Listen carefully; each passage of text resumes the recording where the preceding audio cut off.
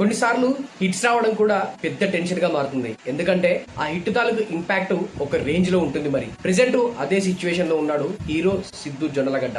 Tillu square cinema తర్వాత ఆయన చేసిన జాక్ సినిమా ఇవాళ విడుదలైంది. మరి ఆ సినిమా ఎలా ఉంది, సినిమా చూసిన తర్వాత ఆడియన్స్ రియాక్షన్ ఏంటి అనేది ఈ రివ్యూలో తెలుసుకుందాం. అంతకంటే ముందు హాయ్ హలో నమస్తే, welcome to our channel cinema talks. First time ఎవరు మన ఛానల్ చూస్తుంటే దయచేసి సబ్స్క్రైబ్ చేసుకోండి. ఇప్పుడిప్పుడే మన ఛానల్ కి మంచి రీచ్ వస్తుంది. మీరు ఇలాగే సపోర్ట్ చేస్తే మంచి మంచి కంటెంట్ ని మీ ముందుకు తీసుకొస్తాను. ఇక జాక్ సినిమాకి సంబంధించి రివ్యూలోకి వెళ్తే, ఇంతకుముందు చెప్పినట్టుగానే కొన్నిసార్లు హిట్స్ రావడం చాలా టెన్షన్ పెడుతుంది. డీజే టిల్లు స్క్వేర్ ఈ రెండు సినిమాలతో స్టార్ బాయ్ గా ఎదిగాడు సిద్ధు జొన్నలగడ్డ. కాకపోతే ఆ హిట్స్ ఆయన ఇప్పుడు డేంజర్ జోన్ లో పడేశాయి. ఎందుకంటే డీజే టిల్లు స్క్వేర్ విషయంలో సిద్ధు జొన్నలగడ్డ కంటే టిల్లు అనే క్యారెక్టర్ ఆడియన్స్ లోకి డీప్ గా వెళ్ళిపోయింది. ఇప్పుడు జాక్ సినిమా పైన కూడా అదే ఎఫెక్ట్ పడింది. సినిమాలో సిద్ధు తాలూకు కామెడీ అండ్ ఎంటర్టైన్మెంట్ ఉంటుంది అని ఆశించిన ఆడియన్స్ కి జాక్ పెద్ద దెబ్బే వేసింది. కథాపరంగా, స్క్రీన్ ప్లే పరంగా, ప్రెజెంటేషన్ పరంగా నేను ఈ సినిమా గురించి ఏం చెప్పను, ఎందుకంటే చాలా మంది ఈ సినిమాని చూడాలి కాబట్టి. జస్ట్ ఈ రివ్యూలో ఈ సినిమా చూసిన తర్వాత నాకేమనిపించింది మాత్రమే చెప్తాను. హీరో సిద్ధు జొన్నలగడ్డ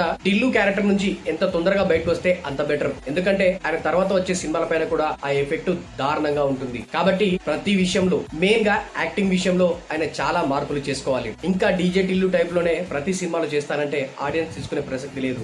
జాక్ కొంచెం క్రాక్. సినిమా చూసిన తర్వాత నాకు కూడా కొంచెం క్రాక్ ఎక్కింది. ఎక్కడ స్టార్ట్ అయింది, ఎక్కడ ఎండ్ అయింది, ఒక క్యారెక్టరైజేషన్ ఏది కూడా ఈ సినిమాలో పర్ఫెక్ట్ గా కుదరలేదని చెప్పాలి. ఫస్ట్ హాఫ్ కొంచెం బెటర్ అనిపించిన, సెకండ్ హాఫ్ మాత్రం అన్బేరబుల్. నన్నైతే డిసప్పాయింట్ చేసింది. ఇక సిద్ధు యాక్టింగ్ విషయానికి వస్తే, ముందుగా చెప్పినట్టుగానే ఆయన ఖచ్చితంగా టిల్లు క్యారెక్టర్ నుంచి బయటికి రావాలి. అదొక్కటే సిద్ధు గురించి ఈ సినిమా విషయంలో నేను చెప్పేది. ఇక వైష్ణవి విషయానికి వస్తే, చేసింది చిన్న క్యారెక్టర్, కాకపోతే సాలిడ్ పర్ఫార్మెన్స్ ఇచ్చింది. ఆమెకి ఇంకాస్త స్కోప్ ఉంటే బాగుండేది అని అనిపించింది. ఎందుకంటే ఆమె యాక్టింగ్ చాలా బాగుంటుంది. ఇక మిగతా క్యారెక్టర్ల గురించి ఎంత చెప్పుకుంటే అంత తక్కువ. ఎందుకంటే సినిమాలో రిజిస్టర్ అయిన ఒక్క క్యారెక్టర్ కూడా మీకు కనిపించదు. ఇక మ్యూజిక్ విషయానికి వస్తే, శామ్ సిఎస్ బ్యాక్గ్రౌండ్ స్కోర్ సోసోగా అనిపించింది. పాటలు కూడా సోసోగానే ఉన్నాయి. ఇక్కడ మెయిన్ గా చెప్పుకోవాల్సింది బొమ్మరిల్లు భాస్కర్ గురించి. ఆయన ఎలాంటి సినిమాలు చేశారు, ఒక బొమ్మరిల్లు, పరుగు, మోస్ట్ ఎలిజిబుల్ బ్యాచులర్. ఆయన సినిమాలో కంటెంట్ చాలా బాగుంటుంది. ఎమోషనల్ అండ్ ఫ్యామిలీ ఎంటర్టైనర్ సినిమాలు చేయడంలో ఆయన బెస్ట్.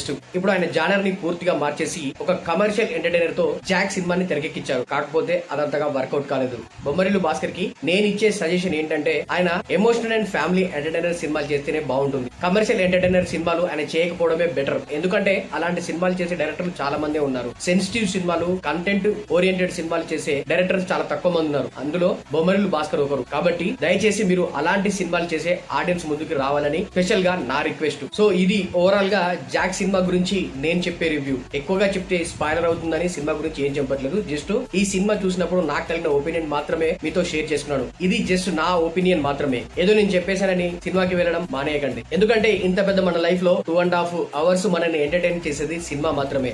ఆ సినిమా విషయంలో ఇంకోరి రివ్యూ తీసుకొని వాళ్ళ ఒపీనియన్ పై మన ఒపీనియన్ ని సింక్ చేసుకుని సినిమాకి వెళ్లకుండా ఉండడం అనేది కరెక్ట్ కాదు. మీకు నచ్చే అవకాశం ఉండొచ్చు. దయచేసి ఎవరైనా ఈ సినిమాని చూడాలనుకుంటే మాత్రం థియేటర్ కి వెళ్ళి చూడండి. సో ఇది ఫైనల్ గా జాక్ సినిమా గురించి నా రివ్యూ. మరి మీరు ఇప్పటికే సినిమా చూసారా? మీరు చూస్తే ఏమనిపించింది అనేది కింద కామెంట్ చేయండి. ఇలాంటి మరిన్ని అప్డేట్స్ అండ్ రివ్యూస్ కోసం మన సినిమా టాక్స్ యూట్యూబ్ ఛానల్ ని సబ్స్క్రైబ్ చేయండి.